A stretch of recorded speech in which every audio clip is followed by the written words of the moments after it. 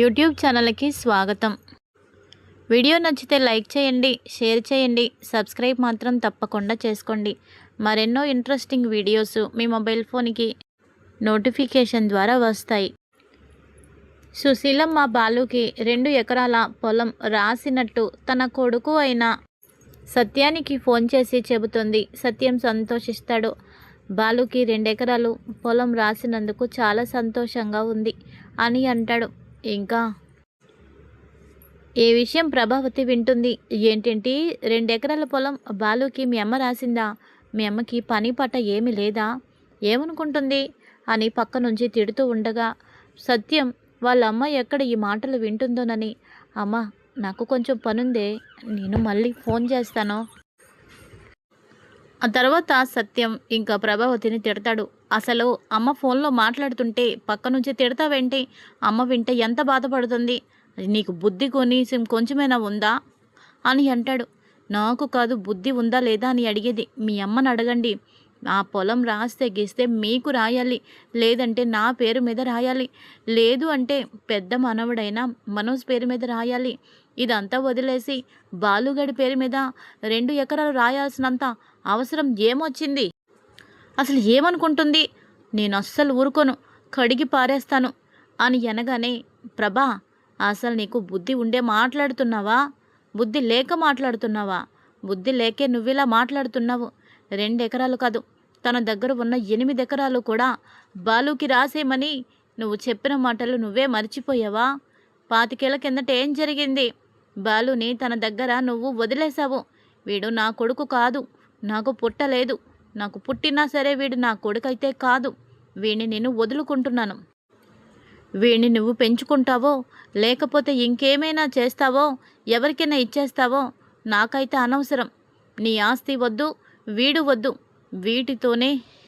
వీడితోనే నాకు సంబంధం లేనప్పుడు ఆస్తితో మాత్రం నాకు సంబంధం ఎందుకుంటుంది? నాకు వద్దు అని నువ్వు అన్నావా లేదా అని అంటే, అన్నాను. అప్పుడు పరిస్థితులు వేరు, ఇప్పుడు పరిస్థితులు వేరు. బాలు మీనా కాస్త వాళ్ళు సంపాదించుకుంటున్నారు, బాగానే సెట్ అవుతున్నారు. వాళ్ళు సెటిల్ అవుతున్నారు. కానీ పెద్ద మనవడు అయిన మనోజు అసలు ఇంకా ఎక్కడి గొంగలు అక్కడే అన్నట్టు ఉన్నాడు. వాడి గురించి ఆలోచించాలి కదా అని అంటూ ఉండగా, ఏం ఆలోచించాలి? ఏం ఆలోచించాలి చెప్పు అని అంటే, ఏం ఆలోచించాలని అంటారేంటి? ఎప్పటికైనా నాకు తలకొరివి పెట్టేది వాడే. మీ అమ్మకి కూడా పెద్ద మనవడుగా తలకొరివి పెట్టేది మనోజే, అది గుర్తుపెట్టుకోండి అని అనగానే, ఎప్పుడో ఏదో చేస్తారని చెప్పి ఇప్పటి నుంచి వాళ్ళకి అడుగులకి మడుగులొత్తమంటావా ఏంటి? బ్రతికున్నప్పుడు సరిగ్గా చూడని వాడు చస్తే తలకొరివి పెడితే ఎంత, పెట్టకపోతే ఎంత?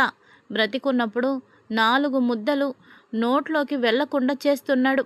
ఈ బతుకున్నప్పుడు లేనిది చచ్చాక ఏం చేస్తే ఎవరికి కావాలి? కేవలం తలకొరివి కోసం వాడు ఎన్ని చేసినా పడుతూ బ్రతకాలా? వాడు లక్షలకు లక్షలు సర్వనాశనం చేశాడు. మనమేమైనా కోటీశ్వరులమా, కోట్లకి అధిపతులమా? మనమెంత, మన బ్రతికెంత? మనలాంటి వాళ్ళు ఎలా ఉండాలి అనేది కనీసం నీ కొడుకుకు నేర్పలేదా? లక్షలకు లక్షలు మంచినీళ్ళలాగా పాడు చేశాడు. ఎక్కడికక్కడ అడ్డమైన వ్యవహారాలన్నీ వెలగబట్టాడు. వాడి వల్ల ఇంటికి ఎన్నో అవమానాలు వచ్చి పడ్డాయి.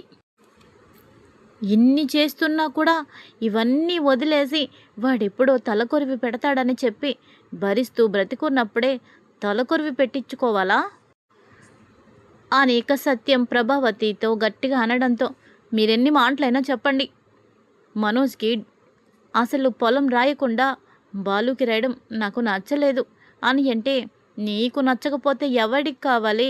మా అమ్మకి నచ్చింది కదా, నాకు నచ్చింది కదా. మా అమ్మ నీతో ఆనాడే రాయించుకుంది, మర్చిపోయావా? నీ కన్న కొడుకు, నీ కడుపున పుట్టిన నీ కొడుకుని నువ్వు వదులుకుంటున్నావు.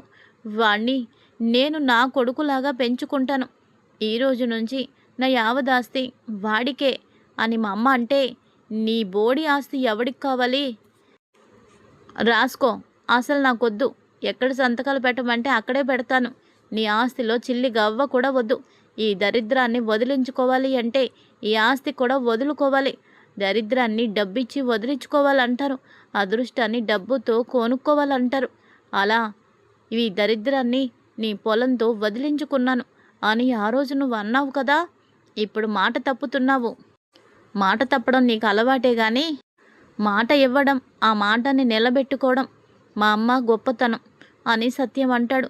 అంటే అప్పుడు బాగా రేట్లు విలువలు తక్కువ కదా, అందుకే అలా అన్నాను అని అంటే, ఇప్పుడు కోట్లు పెరిగితే మాత్రం నువ్వు మాట తప్పుతావా? సరే చెప్పు. పొలం అయితే ఆ 2 ఎకరాలు బాలు పేరు మీద రాయనివ్వను.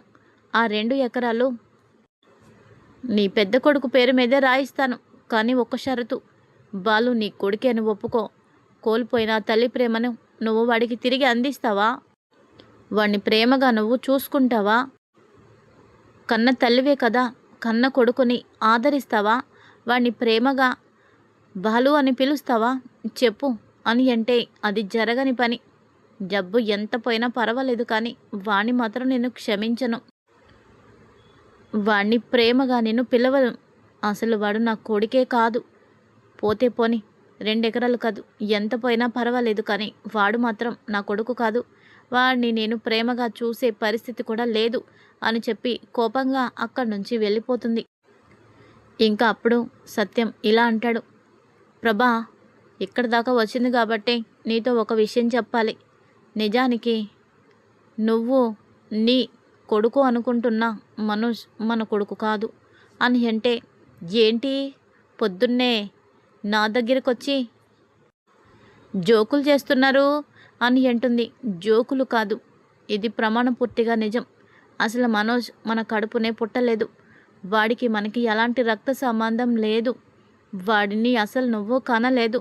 9 నెలలు నీ కడుపునే నువ్వు మొయ్యలేదు. అసలు నీకు పుట్టలేదు అని అంటాడు. ఏంటి మీరు అనేది? పిచ్చి పిచ్చి మాటలు మాట్లాడకండి. ఇందాకేదో అన్నానని కడుపులో పెట్టుకొని నా కొడుకు మీద లేనిపోని నిందలు వేయకండి. వెళ్ళండి ఇక్కడి నుంచి, నాకు చాలా పనుంది అని ప్రభావతి అనడంతో, ప్రభా, నీకు నిజం నిష్ఠూరంగానే ఉంటుంది. నిజం చెబితే నువ్వు నమ్మవని నాకు తెలుసు, కానీ ఇదే నిజం. మనోజ్ అసలు మన కడుపునే పుట్టలేదు. మనకి ఓ ఆడపిల్ల పుట్టింది. అయితే అనుకోని పరిస్థితుల్లో ఆ హాస్పిటల్లో బిడ్డను కోల్పోయిన ఓ జంట చాలా బాధపడుతున్నారు. ఇంకా వాళ్ళకి మన పాపని నీకు తెలియకుండా నేను ఇచ్చాను. ఎందుకంటే అప్పటికే మనకి ఓ బాబు ఉన్నాడు. వాళ్ళు బిడ్డని కోల్పోయి చాలా బాధలో ఉన్నారు. ఆ టైంలో నాకు ఏం చేయాలో అర్థం కాలేదు. బిడ్డని పోగొట్టుకున్న ఆ తండ్రి తను కూడా చనిపోతే బావుండు అని మాట్లాడుతుంటే నాకు బాధ అనిపించి మన బిడ్డని వాళ్ళకి నేను ఇచ్చేశాను. ఈ విషయం స్పృహలో నువ్వు లేవు కాబట్టే నేను నీకు చెప్పలేదు. నేను చేసిన ఆ త్యాగానికి ఆ దేవుడు నాకు మరో వరం ఇచ్చాడు. అదే హాస్పిటల్లో ఇంకొకరికి కవల పిల్లలు పుట్టారు. ఆ కవల పిల్లల్లో ఓ బాబుని నాకు వాళ్ళు ఇచ్చారు. ఆ బిడ్డ నీ పక్కన పడుకోబెట్టాను. ఉయ్యాలలో ఆ బిడ్డని వేశాను. ఆ బిడ్డ నీ బిడ్డ అని నువ్వు అనుకుంటున్నావు. ఆ బిడ్డ ఎవరో కాదు, ఆ బిడ్డ మనోజే అని అనగానే గుండె ఆగిపోతుంది ప్రభావతికి. మళ్ళీ అంతలోనే ఈయన కావాలని నాతో ఇలా మాట్లాడుతున్నాడు. మనోజ్ అంటే నాకు ఇష్టమని, వాడి మీద మనసు విరిగిపోవాలని ఇలా మాట్లాడుతున్నారు. ఇది పచ్చి అబద్ధం. ఇందులో నిజం లేదు. ఒకవేళ మా బిడ్డని, ఆ బిడ్డని కోల్పోయిన వాళ్ళకి బిడ్డగా ఇవ్వాల్సిన అవసరం ఏముంది? ఇంకో జంటకి కవలలు పుట్టారు కదా, అందులో బిడ్డని వాళ్ళకిస్తే సరిపోతుంది కదా. ఈ విషయం నాకు తెలియదు అనుకుంటున్నారు అని చెప్పి మనసులో అనుకుంటూ ఆ మాట అడగాలనుకుంటే ఇంతలోనే సత్యం, ప్రభా, మన బిడ్డను ఇచ్చేసిన తర్వాత వాళ్ళు హాస్పిటల్లో ఎక్కువసేపు లేరు. అక్కడి నుంచి నిమిషాల్లోనే ఆ బిడ్డని అపురూపంగా ఎత్తుకొని అక్కడి నుంచి వెళ్ళిపోయారు. నా కాళ్ళ మీద వాళ్ళు పడ్డారు. మా ముగ్గురు ప్రాణాలు ఈరోజు నువ్వు కాపాడావు, నువ్వు దేవుడివి అని చెప్పి అక్కడి నుంచి వాళ్ళు సంతోషంగా వెళ్ళిపోయారు. YouTube channel